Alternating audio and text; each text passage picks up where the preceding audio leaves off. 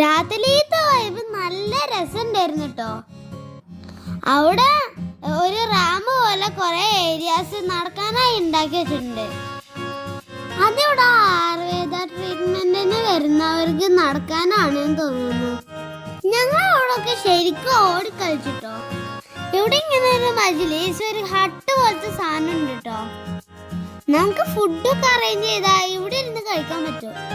ചെറിയൊരു ചാറ്റൽ മഴ ഉണ്ടായതുകൊണ്ട് നല്ല അടിപൊളി വൈബ് ആയിരുന്നു കേട്ടോ ഇന്നലെ. ഞങ്ങളെല്ലാവരും കൂടി താഴെ നിന്ന് കുറെ കഥകളൊക്കെ പറഞ്ഞ് ചിരിച്ചു.